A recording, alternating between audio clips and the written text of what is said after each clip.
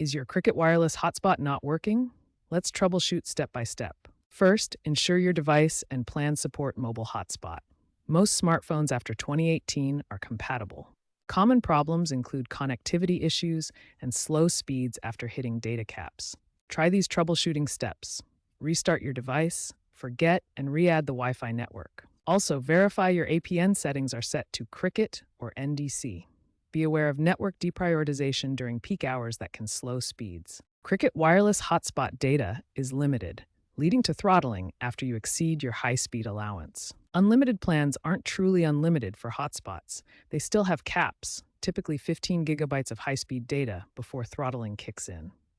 After exceeding your allowance, speeds drop drastically, often to 128 kbps. To optimize your hotspot, monitor data usage with the Cricket app. Consider upgrading your plan for more hotspot data. Use wired tethering via USB-C for stable connections and to bypass some overheating issues. Be mindful of heat, as devices like the Samsung Galaxy S24 can have issues during heat waves. For business use with point-of-sale systems, consider Cricket Business Plans for 24/7 support and dedicated APN settings. Use WPA3 encryption and avoid public hotspots to ensure safety from data theft.